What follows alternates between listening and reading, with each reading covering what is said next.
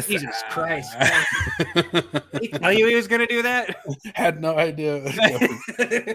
I think also he was waiting for us to switch the topics too. So like he said, okay, we're going to this. And like, bloop. I was like, oh man, if I knew that was coming, I would have gotten off of crapping on the Word radio. Holy shit.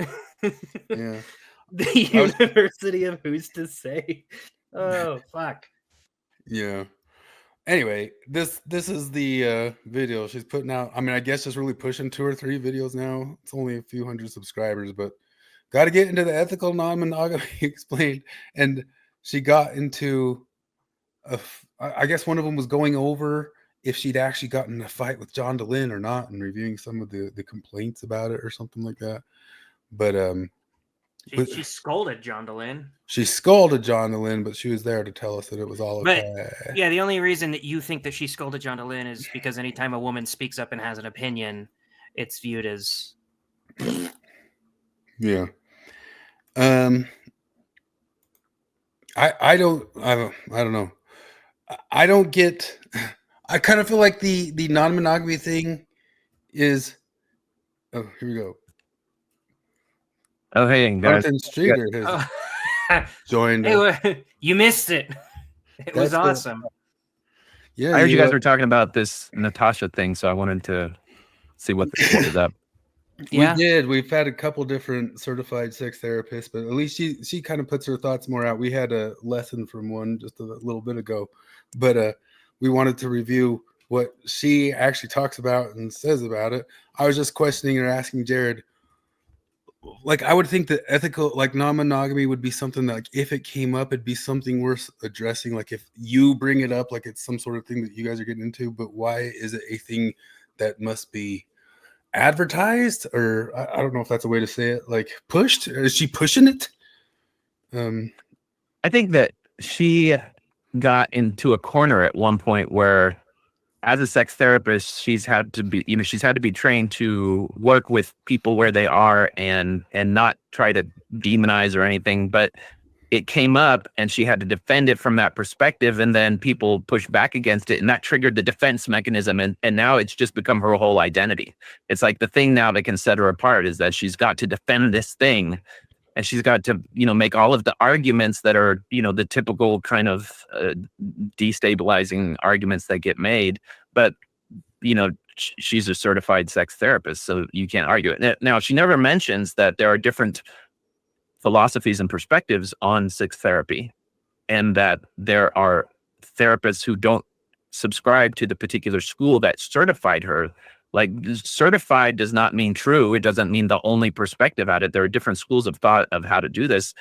And it just depends. Like, this whole concept of you're probably going to destabilize and ruin your relationship is pretty central. Like, to when people go to the sex therapist, a relationship therapist, it's usually for something like that, like to help. But if you start out with the assumption that's like, well, maybe that's not actually the ideal, that's just something that society's handed to you, then you don't really have to hold on to it anyway. Yeah, well, I just think that she now has to talk about it all the time. She has to defend it because it becomes her thing. It's her thing that she has to do, and since it's her most controversial take, it's going to be the thing that gets her the most views. And it's just wait for the audience capture. She has a new channel now, and we'll see. Yeah, no, I haven't looked at the whole channel. Are these like the first 2, or has there been a bunch of other? No, I think she's got like 8 videos or something. I can't remember. Okay. So one of the things about the past 10 years that kind of started melting everybody's brains, and I saw it even coming up, like Risto was talking about it on his channel today, was just more concepts of people going around to young children and suggesting transish ideologies to them. Like, you got to go talk to the 5-year-olds and put into their heads, hey, what if you're this, what if you're that? And that seems kind of almost like from this world of a psychologist, like, wait a minute, in a way, aren't you guys kind of incepting or grooming yourselves these thoughts or these neighborhoods into it yourself? No. There was, wouldn't it be sad if there's a kid who deep down is trans but doesn't know that he's trans, and he goes his entire life, he goes through school, going on dates to prom with women, he grows up, marries a woman, makes babies with her, has an entire family, and then dies. And the entire time he never knew that he was trans. Wouldn't that be a tragedy? Yeah, I guess that would.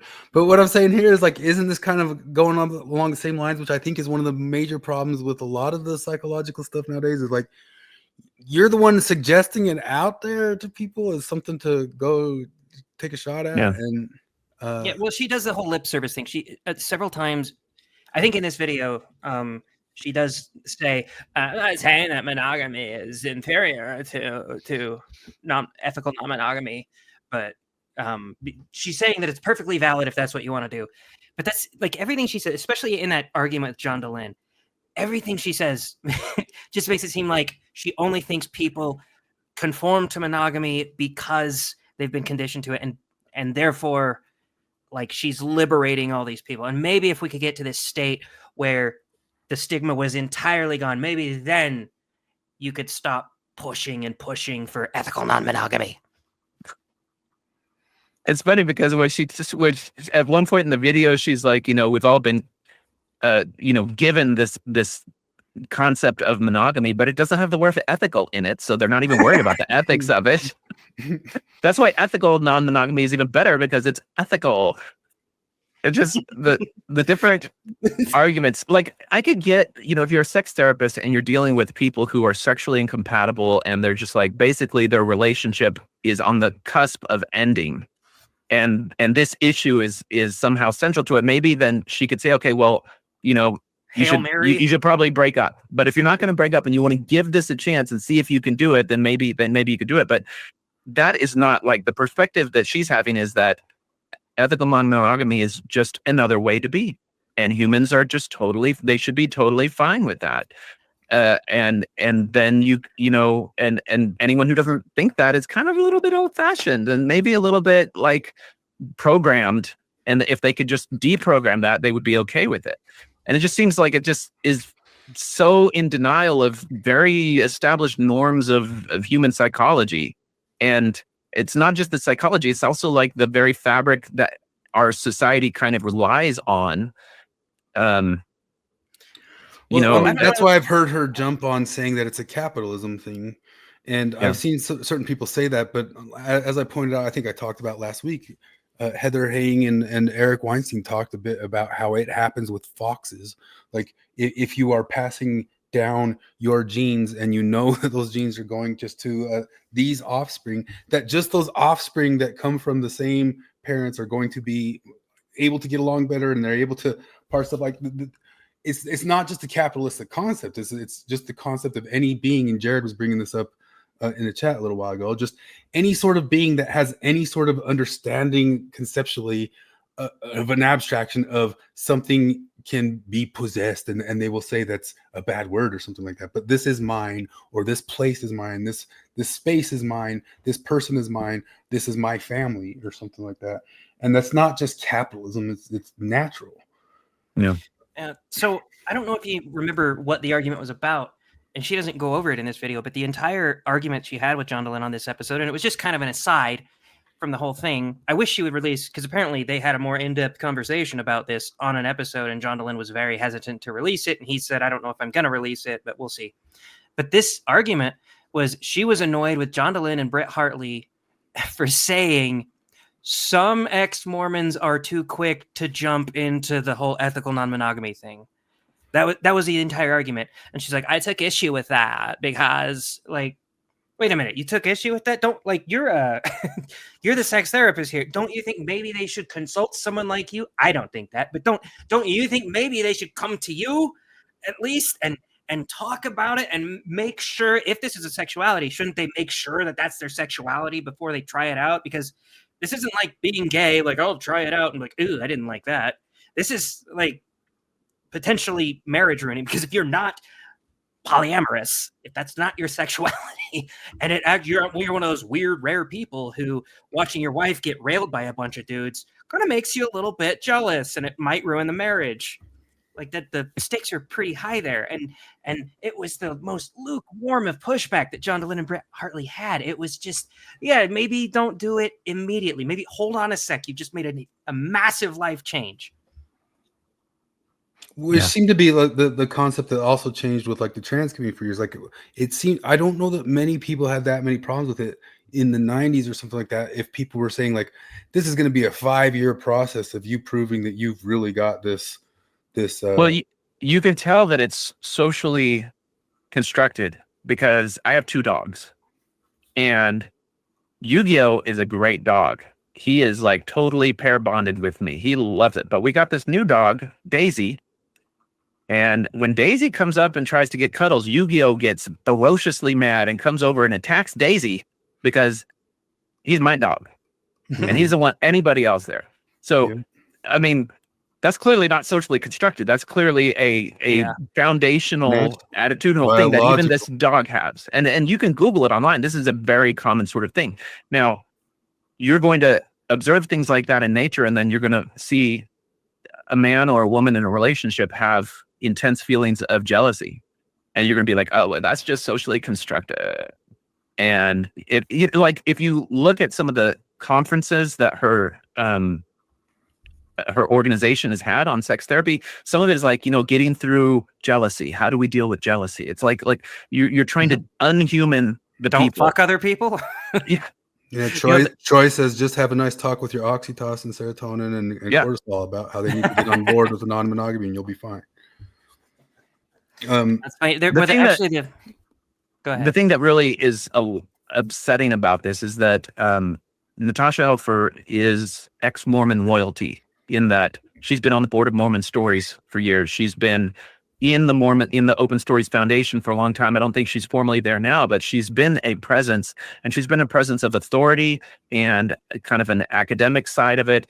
And she's appearing on Secret Lives of Mormon Wives. Yeah, so. like she's a big part of it, but she had never, up until the last couple of years, like her focus was like on, removing the stigma of shame around masturbation and pornography and things that people deal with in relationships, but they are not like things that drive a wedge between two people who previously had an expectation of a life together and a stable life together, and making this thing like her, cause celeb is. I don't know. It's just like exploding the concept for me. It's just like, if anyone is like, oh, I'll see what's happening on Mormon Stories, and they have her on and it's going to come up. I don't know that there's ever been recently a presentation which she's been on that this doesn't come up. It's just going to be like, yeah, no, it's a big, like, and I wish, like, I hesitate to make those posts in Mormon Stories group anymore, but I just want to say, hey, if you're new to this, you're going to think, because these big names are talking about this and saying that it's normal and that everyone likes it and everyone wants to do it or should think that it's okay. That's not the case. Like, most of us still like our family, our loved one, and we see this as a huge red flag. It's a big danger zone. It's a recipe for destroying your relationship, where, men and women have different impulses, different desires, and part of being in a relationship is taking a hold of those and realizing what your values are and acting on your values and not acting on things that are going to be self-destructive. Well, it's funny because we were talking about The Ape That Understands the Universe the other day. Really good book. And it's all about evolutionary psychology. And I'm finding that maybe a big red flag and any ideology is, if in order to ascribe to this ideology, I have to throw out the entire study of evolutionary psychology, maybe it's a shit ideology. And he's got a great chapter on monogamy, basically, where he's talking about, I've heard a lot of proponents of polyamory use this. I haven't heard Natasha Helfer Parker use it because, again, she doesn't cite things. But they always talk about, like, an Inuit tribe, that when a guest came over, the polite thing to do was allow him to bang your wife, basically, which I don't understand why that's not a... I don't know why that doesn't, like, set off some patriarchy flags in the feminist part of their brain, but whatever. Anyway, they always use that as like, oh, it's just a normal thing for them. They were taught that it's normal. We were taught that this is normal. The only reason we don't think that's normal is because we were not taught it was normal. But then, like, he goes into how those marriages are, and like, he cites the statistics of the massive levels of abuse, and alcohol abuse and divorce, and like, those marriages are terrible. Well, I think it really gives a sense that a lot of the norms that we've had historically in stable society have been the result of whether it's religion or just social structures evolving to the most stable form that has the best ability to replicate into future generations. And if the most successful strategy to get us to that stable, self-replicating, cohesive society is the monogamy, the fidelity, the various things that we're talking about, then that's kind of proof on its own. And anytime you step away from that pattern, you are risking destabilizing something that has a pretty good track record of stability. And I've said it before, the older I get, the more I understand that stability is a hugely important thing in your personal life, but also in the lives of the people who depend on you. So bringing up kids in this conversation is really important. And So Rob Henderson was on the Boys Cast. If you like the Boys Cast with Ryan was Long great. and Danny, it was really good. And they got into some of these details, but almost any podcast Rob Henderson is on, he talks about this. But some of the stuff he talks about is success is way more linked to parents being together than to poverty. Like there's so much of this idea in this leftist world that you throw money or something like that. Like they've looked at the studies and they can see that it's way more correlated to a stable home than it is to, and that's one of the big pushes of Rob in his book, because he grew up in a very unstable situation, being a foster child, and stability plays way bigger role than dollars or money or cents. And but one of the other things beyond that too is I know from my situations in my own life, just like to go along with Troy's statement, is there's certain things that you can't talk yourself into just making those feelings not be there. They could go away after 6 months of extreme pain or harm or something like that, but something could happen where you thought wasn't going to upset you, but it upset you, and it upset you to a point of extreme distress for a long period of time in a situation in that world. I'm just talking about like you end up in a situation of cheating or not, and not to get like overly personal, but like in some of my situations with some gals, it was largely already over. We were moving on, but then like something happened before it was even like officially done. So like you think like you're already kind of, yeah, and then this thing happens and you're just, oh my gosh, I can't believe you, like, and you can't control it. And I even spent some time, I went to a therapist. Like I said, I thought those therapists were kind of worthless because they sat there and was telling them like, why can't I stop like having this run through my mind or think about this, like how much it's irritating that happened. But I was also already kind of done, and it's done, and it doesn't matter, it's done. But there's things like that you can't talk your way out of not going through. And I could just imagine people thinking that they're ready for something after going and talking to somebody like that and going ahead and doing it, and the nightmare of the next day popping up beyond just what it destabilizes.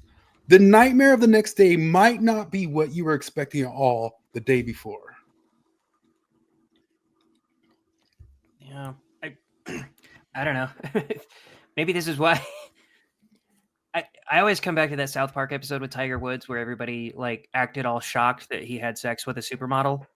You know, they're like, what is it about lots of money that makes men want to have sex with women to whom they're not married? And they're trying like, because I would never do that. Like, okay, buddy. I mean, obviously, the moral of the story is that you don't have supermodels throwing themselves at you. And maybe that's a part of yourself that you should acknowledge. It's the Mike Pence rule. Everybody made fun of Mike Pence for being like, I'm not going to meet alone with a woman. I got to have my wife there. I'm like, look, you can have your issues with Mike Pence, but that's kind of a badass thing to do. That's kind of a, like, this dude gives a shit about his marriage. That's a good thing. And he acknowledges this part in himself, like, oh, you would cheat on your wife if you got the chance? Like, I hope not. I really hope not. But that's like of course you want to like bone attractive women. That's a normal thing. It's just maybe an overcorrection of pretending to ignore that part of yourself and then just like, oh, this was me all along. I was polyamorous. I was one of those weird guys that wanted a harem of women and thought that was appealing. Yeah. Not to It brings to mention, mind that what happens based on what your North Star is, what your values are, what your principles are, because you could take that Mike Pence moment, the thing he brought up, which is like you're at some job, something, you're married, and then an opportunity to have dinner alone with a female coworker comes up. Okay. If the North Star, the principle that you live by is monogamy, fidelity are the right thing to do, then your choice becomes fairly clear in that decision. But if your North Star is who's to say, and maybe I am, and men and women can get together, what could go wrong? And if I do have this dinner and it turns into more meetings and I start to have a stronger connection with this person, then that may just be me discovering my ethical non-monogamy self. I'm not doing anything. And then if I get to the point where I now want to pursue a relationship with this person, but I'm going to do it ethically. And so now I got to go to my wife and then say, hey, it turns out I'm ethically non-monogamous. So, it just just that announcement could be yes. exactly what I'm talking about. Like, you think it's fine to just broach some subject, but just like Troy said, can they control the oxytocin reaction Yep. and not be feeling the nightmare? So we've talked some about else it has felt the before. next day? Like we joke about this a lot. And that was Morgan's response. She was like, if you ever even like came up to me and seriously asked me like if we could open the marriage, even if you said like, if you say no, then I won't pursue it, she'd be like, I would want to leave you. Yeah. Well, I think, see, that's the thing that I wish was part of this conversation with John Dehlin and everything, which is that like, hey, if your partner brings this up to you and it's out of the blue and they're serious about it, your relationship is already in jeopardy because they are already declaring that putting all of their energy and all of their efforts into what you have together is not a priority. And so you need to start circling your own wagons, taking care of yourself, and realize that what level of selfishness and narcissism does it take for one person in a couple to do that? Now, I've used those words that, I've been through as a bunch of support groups for people that have had to deal with infidelity on their partner's part, where they were, were the chumps, the one who was cheated on. And so you hear stories of people who, did this. And it's just like, it's like a cookie cutter pattern of these narcissist people. They all use the same excuses, the same victim complexes, the same blaming of the person that they left. And so it's like, there's a personality that does this. And if those people who only were able to frame what they did as some sort of betrayal and some sort of badness on their part were suddenly handed like, a golden old reliable, like the SpongeBob meme of all you have to say is you're ethically non-monogamous. And then suddenly you are the more enlightened one. And if the other person doesn't go with it, then they're actually kind of the bad one. And or you're polyamorous or whatever. It suddenly gives them a narrative they can go with. It's actually, rewarding for them. And there's already a problem there.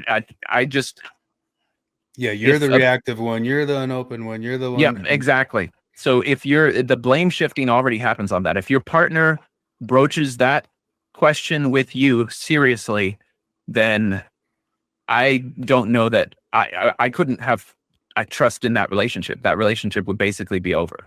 That's what Morgan corrected me. She said, I didn't say I would want to leave you. I said I would leave you. Once someone brings up an open relationship, you have to go because you can't trust them if they see no moral issue with it. They will use their weird mentality to justify lying to you. There's a lot of wisdom there. There'd be no putting the toothpaste back in. There's no putting the toothpaste back in, just suggesting it, and no sitting with any therapist who's had a couple $100 certification is going to undo it or fix it. Probably. Well, the funny thing is that there's an article that was posted on Quillette by a therapist, and he's given a couple of podcasts. I wish I had the link for it to you, but there's a particular type of course in this society that certified Natasha that is basically the sexual desensitization course. And it is basically like a few week long indoctrination into all of the things that society has deemed to be, kinky and perverted, just to expose the therapist to that. And the guy in his interview where he was talking about his experience, he said he thought it was going to be more of just an explanation so that people could understand where people who have these different sexual dimensions to their life were coming from. But what he found is it was absolutely a queer theory indoctrination that framed society's norms as oppressive and championed all of these alternative modes of sexual existence. And there was no serious approach to its effects on children. There was no serious long-term consequence sort of discussion about it. It was all just about the experiences of the people who want to have this. And so it's so frustrating to hear her just bring up her credentials all the time as though that's like the divine sanction that cannot be questioned. Yeah, and that channel, the Radical Center, they talk about how even some of the more accredited places have gotten pretty ideological with sex things and have pushed those openness worlds and not think about downstream consequences very much. Or maybe you could just talk. You can get more therapy hours in and talk the people out of the problem that they had, or something like that. But there's stuff that just doesn't fix. But one of the other things too that go back to Rob Henderson when he talks about luxury beliefs all the time. Is one of the things about luxury beliefs is upper class, higher class, whatever people are able to do things that don't hurt them or damage them as much as lower class. But not just saying that, you can just go and look at the people who end up, this is a problem in capitalism. No, you can just go look and see that the people who end up in higher classes, they are able to have more stability and pass on generational wealth and tend to be less into these types of weird kinks than it seems like. You think it's because all over the news, all over whatever, you must assume that all these different celebrities and all this different stuff, they might be serial monogamists or something like that, but they're not. It really isn't that crazy that those guys have a pair bond and some kids that they make sure that they pass on that pair bond to kids and all down into the generational wealth. That's part of their society and how they build that luxury generational wealth, and then pass on to the rest of the world. Like, oh, go do. No, they don't do it. They talk like they do. They don't do it. It was one of the proudest moments that I have seen John DeLynn is in that moment where he pushed back and said, actually, there's a lot of devastation to relationships that happen for people going down that pathway. And it's not the healthiest thing. And it should not be seen as like a thing. And Natasha, pushed back against him and he held his ground. I was like, I was actually pretty stoked about that. Cause I really would have, if you would have asked me what he would do in that situation, I'd been like, he'd have backed off immediately. Well, I mean, I'm not an expert on this. But he didn't. He actually really you're right. He held his ground. Didn't he apologize later though? Or just for the heatedness of it or something? Or oh, probably. I don't know. No, I applaud him for standing his ground for it a little bit too, but I don't know. It's so strange to me to make it a thing to champion, and not just that. It's almost kind of like she champions everything bad. Like seriously, listen to her. Every good take, she has to have the opposite. It's literally everything. She is my least favorite person in all of ex-Mormondom, bar none. Sam Shelley doesn't even come close. Oh, that's. It's almost like fry, isn't it? It's like, but no, beyond that, it's like it is the embarrassment of the ex-Mormon community. It's like one of the things that so many Mormons can point at, like, you go do this. Yep. And then there's so often people like, no, we don't. And then you turn around and look around and go, oh yeah, I guess we kind of do. You know, and go ahead. What I would recommend that anyone interested in this to do is there's a series called Couples Therapy. And it's a kind of a documentary reality thing where they take a therapist in New York City and they film her going through therapy sessions with a bunch of variety of different couples. And I think it's the second season. There's a young couple, two women. I think one of them's from Palestine and one of them's from Israel. So there's like the political dimension to it. Uh-oh. But one of them wants to be in an open relationship. And the other one is very clearly young and naive and is kind of like, well, I guess I should be okay with this.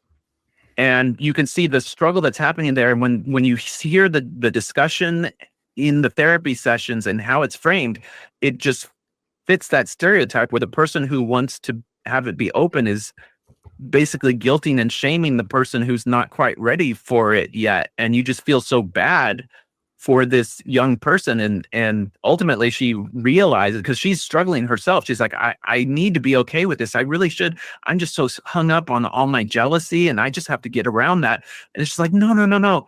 Like, you're just human. Like that's okay. If you get paired with some sort of selfish narcissistic person who doesn't actually care for you, then they're going to try to impose this on you because all they're concerned about is themselves. And, a therapist that's going to try to make you feel bad for not going along with it is not healthy for you. Now, to the therapist's credit in this show, she doesn't do that. She tries to get the person to trust more in who they are and their emotions about it. But navigating the dialogue that's going on between two people is difficult. And they do end up going their separate ways. But the whole time you're just like, just wake up and realize that your impulses are human. They're normal. They're good. And it's this other person who is the red flag. Yeah, I've 3 different women kind of my age who are my friends had talked to me about some of their dating experiences, and they see this like even on the apps, like it says E&M on most of like most of, like over the Tinder and all that sorts of stuff, like, and they say most of it, like almost any sort of guy. And you can kind of go back to Home Math Guy, who he just generally points out that the guys who are very successful and seem very enticing are the ones who get more women. And so then they get to a certain age where they get less embarrassed about just saying that that's what they want, and they start putting that thing in there.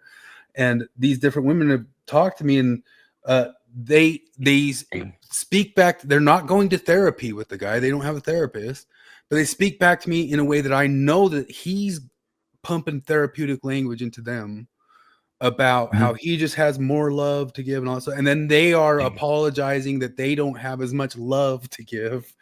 And there's something closed about them. And I try to explain it out to them and I can't almost like, I can't, like, it's so easy. And I kind of jokingly commented on one of the things like you're just a groomer for the patriarchy or something like that. But yeah, and I like the word groomer is like a big strong, like I like adults and grooming, but the way these women would get in their heads about how it was on them for whatever the guy was, I mean, I've seen it with 3 different women like recently. And I couldn't, I'm no therapist, but whatever my sort of supportive words couldn't talk them out of the feeling that they were the baddies.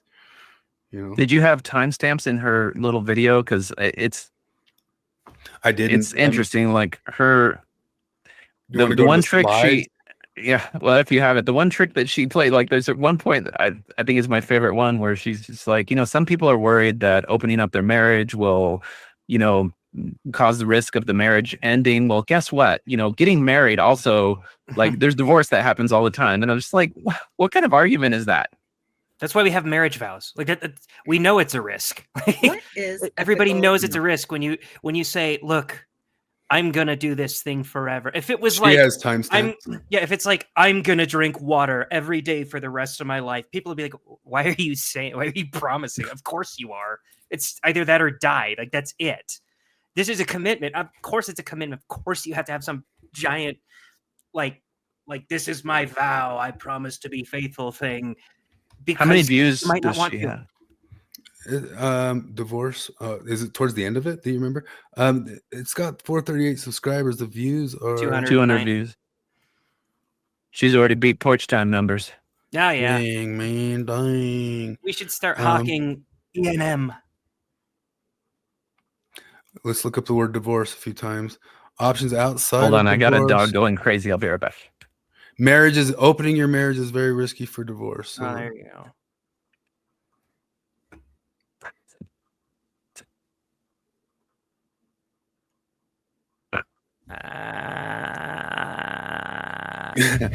Are you just going to full vocal fry meltdown?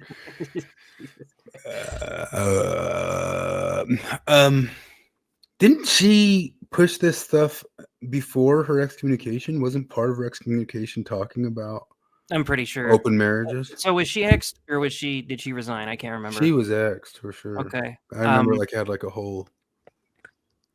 Well, okay, yeah. I do Oh, you mean remember. like the exact last moment? She was sent to a tribunal to get exed, but I'm sure she was pushing this stuff already. I think I remember being like, I remember reading that she was already pushing opening marriages. Look at a new puppies. They're getting along. You've conditioned them. Yeah, that was one of the things. I think it was 2 episodes ago. Brett and Heather Hang talked about how foxes who are able to stay pair bonded for 2 litters had better chances for winter survival than foxes who didn't pair bond but had 2 litters, because the offspring wouldn't get along as well. And social construction, man. That I hear quite often is that opening your marriage is very risky for divorce. What I would like to say about that, first and foremost, is marriage is risky for divorce.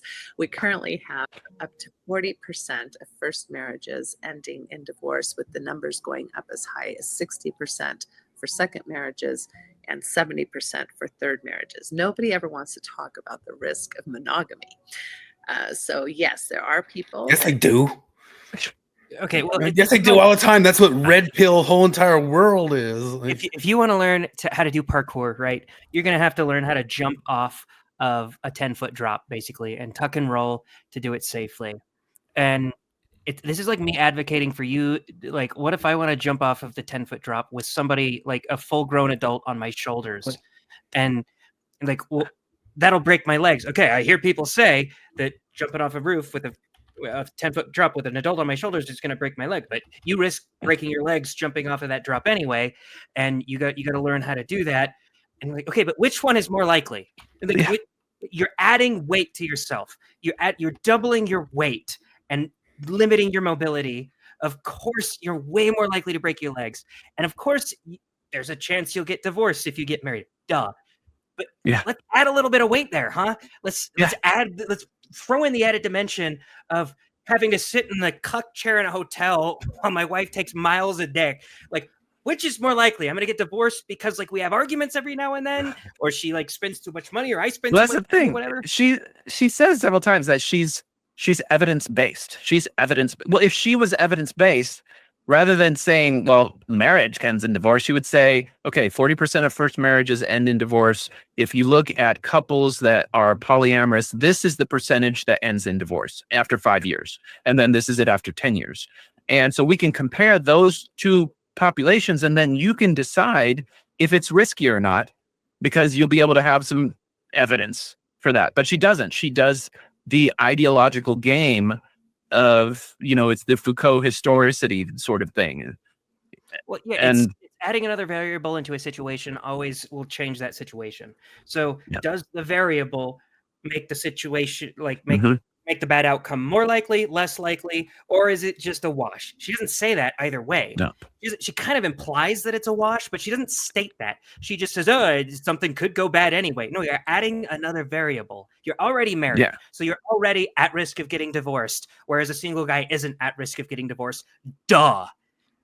So adding another variable in there, tell me that it makes it more, less, or not any different amount of risky. Yeah. Well, I think that just points to her ideological perspective on all this. She's not actually evidence-based. She's only going to use evidence that supports her claim. And so, she says there's studies that say this, there's studies that do that. She's not linking to the studies. And anyone that's been paying attention to how ideologically driven academics, particularly in the humanities like therapy and stuff, it's so colored by that. Like, you have to look at the studies and see if they are designed right. Are their conclusions actually reflective of the data? Like I mentioned to this in our chat group, when you go through medical school and you go through training, we have journal club, and part of journal club is you look at the recent publications and you'll choose a study, and then as a trainee, you're supposed to read it and present it to the group, and then part of that presentation is supposed to be analyzing the study design, looking at the conclusions that they draw, the strength of their data, and pointing out any deficiencies or biases in the study. You're supposed to be critical, not in the critical theory perspective, but actually saying, hey, there's a problem here that, they can't draw these conclusions. There's a limitation. We can't apply it to this broad population.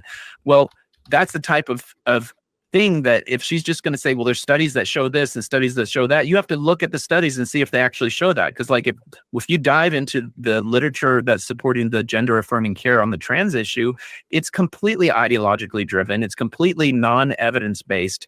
And that's part of the fiasco that has gone across Europe and we're facing here in America. Well, that's happening in other areas too. And it sounds like this particular sex therapy group that certified hers is all in on that dimension.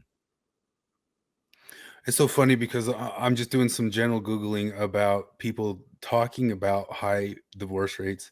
And again, it's like all red pill men sources like Andrew Tate. And if you didn't know, like recently Andrew Tate and Walsh just had a major debate about it where Tate said, no, you can't be tied down to one woman. Men aren't made that way. You're not supposed to do that. We're not going to do it. That sort of thing. Don't you know how much people get divorced? We have the just pearly things always talking about that. But it just tends to go in line with, in a weird way, she sounds exactly like the Andrew Tate, like pays the same path that Andrew Tate pays for all these weird wackos who want to get into, I guess, in Tate's view, is like almost like an Islamic Saudi Arabian lifestyle or something like that. Like it all horseshoes back into the same stuff.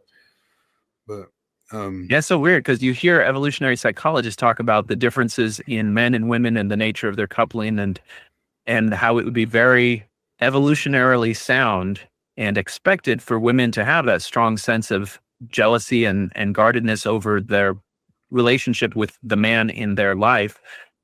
Because they were selective to get there in the first place. And she's coming at it from this very, liberation framework of sexual liberation that in fact is, and she mentions in this video, that's actually women actually even more than men are, prone and will do well and thrive in this ENM existence. They'll get more sex. Like, yeah, I mean, metric is like, because you read a story on Reddit all the time of like the man begging the wife to open the marriage, and finally he wears her down. She's fine, let's do it. And then like a month later, she's banged like 30 dudes because it's really easy, and he hasn't found a single prospect. But since they are also evolutionarily different, women don't tend to get the elation from that men get from that. Oh yeah, they don't really want that as much. Yeah, I mean, it's the old joke that they say is like nobody's impressed with a door that can open to any key, but everybody's impressed with a key that can open any door. It's just kind of one of the basics of like evolution about what they always talk about with the gametes, and we always bring up with the gametes. One of them has a lot that are less valuable per, and one of them has a little that are more valuable per, and their whole anatomy is designed to protect it, and the other one's designed to spread it. But yeah, not only that, because of the Evo psych of the whole entire thing, women are not going to be often super fulfilled about bragging to the world that they banged as many men as Bonnie Blue or whoever. Well, because you're banging men. Banging men is easy. Like if me and Morgan open our marriage and I decided I want to bang dudes, me and Morgan could bang the same amount. I could bang just as many dudes as Morgan could. I know I could. That's gross. I wouldn't want to do it, but I could. I'd have game with men because men are disgusting. Well, so many different times I've had women ask me, just completely perplexed about like the mind of a man, of like, how could you find sexual desire of somebody like you don't know at all? And they just like don't even register that like he's hot, because we just look at the body. Like the body can just be the thing that's attractive, and like what, and it's why is this a different thing? Why is this image the big image on the screen? That's where we paused. Get the hell. Was there more that she said? It was right at the end. It's not actually that long. You can double speed it pretty quick. So if anyone's interested, it was right at the end of the relationships after they open up their marriages. Are you upset now that you're hearing her? It would be better to just see and not hear. However, there are also quite a bit of studies happening that share that the quality of relationships, the quality of life, and the quality of look at that happy little increases. That guy jumps on the top. Like, This is just like there's quite a few studies that show the quality of life, the quality of relationship, the quality of happiness increases. You can't just say that. Like, what studies? And is the happiness increasing for the men the same as the women? Is the happiness increasing for people who were already in a good relationship, already had? It's just like it's so. I mean, unethical for her to present this data. She's just tossing hand grenades into relationships left and right so that she can get views. This is just like, I want nothing to do with whatever ex-Mormon crap this is. Yeah, I just imagine being the guy getting this dumped on them. Like, say some gal just wanted to say, "We watch this video real quick," and you're sitting there watching it, and you're watching these three pile on each other, and it's something you've never thought of before, and you're catching this image of these three piling together as your first thing of like, "Couldn't we? We could have this," and you're just like, "What?" Let's what's go back to happening right church right now. I You know what's just happening in noticed this dog pile? This dog pile. Like, wait a minute. Why am I on the bottom, and why is she in the middle? Why did you choose to have her in the middle? What's going on? they're happy, Jared. Didn't you hear? I heard there's studies that quite a few studies that say that they're happy. I wasn't even thinking about this from the perspective. I think because a lot of the times you guys are pointing to this, like the guy's thinking, "Oh, I could have more women." But you don't think about oh wait, there's going to be some other dude in my house. Yeah. Yeah. Yeah. Oh, you would have to balance things so perfectly. But like you could do a dog pile like this. you Like could we do a have dog pile we like this, have but a I'm like, you have to commenter balance called- everything. Like one of the okay, you had sex with her 4 times last week, and you only had sex with me twice. Why? Why? Well, Have compersion, not jealousy. a big part Hey, of all the Evo psych too, we- of all this stuff isn't just women. We got some protecting their- comments. We have some good pro ENM comments going on. Have you Yeah, ever there's been in a one- there's non-monogamous relationship? No, I've also never drank piss, and I know that piss would be gross. You would never hear someone celebrate an alcoholic phase or a fat phase. So we got Nietzsche telling us that we're morons. Why comment on it if you guys sound so miserable? You don't have anything to do with it. So why comment on it? You missed the whole talk about stability. Oh, now they're spazzing. I didn't even see that whole part. Have you been in our? Oh, it's multiple times. Comparing relationships to drinking piss. Yeah, it's called an analogy, dipshit. It's fun. Well, give them a link. Give them a link. Bring them on. I would love to hear. I want to hear the case. I want to hear the good case for it. Yeah, there's no reason to argue with them. Just say, lay it out. I think that if you give them space to say, make the case, because I think that is going to probably. Somebody's gonna pop up with a puppet. Yeah. I put it down there. It's down in. Where's the similarity to make it analogous? The similarity is that I don't have to try something to know that it's a bad idea. Okay. Like I don't have to jump off a building to know that it's not a good idea to jump off a building. I don't have to eat a turd to know that I would probably not like eating a turd. The entire thing we're talking about is there's a whole entire world in ex-Mormonism that's been a problem enough that even Britt Hartley's been talking about this all over TikTok and all that sorts of stuff, that hey, this is causing problems in a lot of relationships to a point it's become a trope in the ex-Mormon world that everybody just goes and ruins and destroys their relationship, and there's nobody there, at least not very visibly, saying, hey, it's fine to slow your roll. And the very first time we ever heard that was from Brittany on John DeLynne's channel, and she got pushed back on by the super expert. And Brittany was right. Brittany Hartley was right to bring that up on there. Slow down. Don't jump it. You didn't deconstruct yesterday, and now you've rethought the entirety of human civilization. The good case is that if it works for someone, it works for someone. You spastics can't realize that what works for someone else might not work for you. Okay. Show me the data. John Gottman has studied relationships more than almost anybody. And when he was asked about, like, okay, you've done all these studies on monogamous relationships, how come you haven't done studies on like polyamorous relationships. He said we wanted to, we tried to, we couldn't find any that lasted long enough. We have to have long-term studies, and it just wasn't there. I think that points very much to what I would respond to with this thing. If it works for someone, it works for someone. And that is that when we talk about relationship models that work, we're not talking about working in the moment. We're talking about a relationship that holds stability and the gradual intergenerational stability and all of the other things that go along with that over decades, over a lifetime.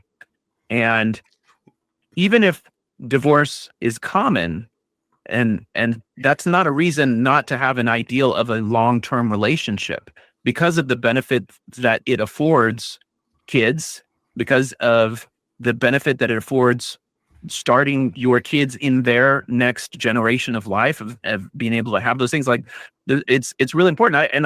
I could understand, and I had this realization where in my leaving Mormonism, I was focused only on, what 30-year-old, 34, or however old I was, I guess it was 40-ish, John was thinking at the time. And that was like, you had some teenage kids, some younger kids. You're just thinking about the moment. You're not realizing that all of the traditions, all of the norms that eventually got incorporated into the culture that I had in the church weren't just about the claims of Joseph Smith. They were also things that worked to bring a full life through the cycle of being, a teenager, a young adult, a young parent, a middle-aged parent, a parent of teenagers. And that, like, the whole thing, it's evolved and it addresses all those different things. Something like polyamory is going to, for people that want that, feel good in the moment, but it has not passed the evolutionary test of being able to span a whole lifetime. And so, yeah, it might work for someone for now, but we're talking about is things that already have a long-standing human pattern of evidence that they work for not only an individual, but also a family, as well as a society that is held together by those structures over multiple generations. Wait, how did this guy even find us? He didn't know we were ex-Mormons? Nietzsche says that they're currently in one. So good luck in 5 years. I mean, that's one of the things we brought up with, like, the John Gottman stuff. John Gottman said that he wanted to study the long-term effects of polyamorous relationships, but could not find any to do it. He could not find any to even start doing the data on it. So, I mean, go ahead. The thing is, like, I have teenagers and I've been around teenagers, and they've talked to me about how this polyamory concept is now in high schools. And surprise, surprise, the guys who are the popular guys who get a lot of attention from women, I don't know if it's just chance, but this guy has made sure that all the women that he knows understand that he identifies as polyamorous. And so it's just kind of like a microcosm of all of these, the incentives. If you were the popular guy and all these different hot chicks in high school were, wanted you, like, why have to choose? I have to choose. Why do I have to lock myself down? As the answer is no, you don't. And not only can you enjoy the buffet, but then you can position yourself as more enlightened and having a higher ideal while you do it. Yeah, I can get so much pussy and be the good guy. Yeah. Why do we care about it? Like, I ultimately don't care, like, what any individual does. What I care about is that just in a general place of community and all that sort of stuff, something that I've been around and just seen one certain side of it for years. There's just no other side of it just saying, hey, take caution, until very recently. And even in that situation, it had to become, like, most of what Natasha's videos are here were popping up or saying, no, how dare you do that? It became like a big fight and a shaming thing. And the Zelf on the Shelf people made a big dunk on John DeLynn for coming out on her. And John DeLynn usually gets audience capture and turns around on something and says, oh, I'm sorry, I've got to get right in line with what the current thing is. Yeah. And all we're saying is it's very, very obvious and very, very fine to say, hey, maybe even if you want to do this, quadruple think not. Yeah. The way I look at it is that, the discourse that's happening in these spheres is people sending signals out about what the Overton window is, what is considered acceptable thought. And if the signals that are being sent out is only the Natasha Parker or whatever she's going by, Natasha Helfer signals, then it's kind of like the thing where in ideological driven societies, people gauge what is normal by what they hear around them. And if all they're hearing is that, then they'll have a distorted view of what people actually think. And so I think it's important for people who have a different perspective and are participating in this online discourse to give voice to it. And there's very few places that are pushing back on it, because if you try to push back in the Mormon Stories podcast domain, you'll be called all of the things, all the problematic things, and you'll be insulted in the way that that we're seeing here, where you're called infantile for believing that way.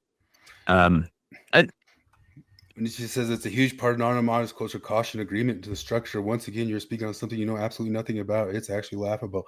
I know a ton about it. I've been in the ex-Mormon world for 25 years. Do you know how many people I could give you a list of long list of names of blown up marriages? It's long now. It's longer than the years I've been out. Well, I think that's the other thing. Is like when people started focusing everything on consent and agreement and and ethics, and it sounds like you're using those words, you're throwing them around. It sounds like, oh, of course it's going to be fine because we'll all have consented to things. But the thing is, like, when somebody is not fully on board with something, but they have pressure or they have other considerations, or they're having to weigh their consent with what, for example, a mother with young children is having a partner, a husband, say they want to do this. And now the mother has to not only think of whether they're going to agree with it, but she's basically, if they don't agree to it, then what are the consequences of that? And is it going to mean divorce? And so it totally changes the dynamics of the consent. And it's no longer like, you can't really see it that way. If you understand how people can apply pressure, be manipulative, then it's just not as simple as saying, well, everyone consented, so it's fine. I'm not advocating for non-monogamy. No one does that. Yes, they do. That's why we're showing Natasha Helfer. She's advocating for non-monogamy. It's like, what are you talking about? You entered into something you know nothing about. You don't know who we are. We don't know how long we've been around all this, and you don't know who we're talking about. But I mean, I guess we're the goofballs for taking the bait of commenting on it. You've been married 9 years. You've been in a non-monogamous thing, supposedly. I'm guessing that. I mean, that sounds around like the statistics of like Exmo Joe's world, man. But find us, and that fits into time framing that. But you are, because you have broken logic. Sure, dude. gal. Well, sure. I'm probably gonna hit the hay. I have to work tomorrow, much like Flip did. But I just figured I'd pinch hit for Flip when he was out. Yeah. Yeah, it was good. It was good stuff. It's funny stuff. That's pretty much all we had anyway, I think. Yeah, I wish we got to it faster, because it was not certified. Nietzsche's talking about certification, not certified especially. Well, anyway. Nish, if you are new to this particular podcast, come back and visit sometime. It's not always about non-monogamy. Yeah, the first hour was making fun of the I guess what do you call it? Mormon world. The dodging. Yeah. But also, if you look at that too, we were just talking about them not standing up just for the nuclear family situation, and making fun of them for it. So I guess it's the same subject. How the fuck is me sleeping with people outside of my partner going to fuck my kid's life up? This is spoken like somebody who has not yet been a parent of kids throughout the span of a kid's lifestyle. I don't think lifeline. It's probably a troll now. He asked that stupid question. That's okay. And then call us. It's a very emotional person at this point. No chance collective IQ of 90 in the room when they just asked how could sleeping around. I'll have you know, we are very smart. Well, we can give you actual statistics on that too. Go get Rob Henderson's book.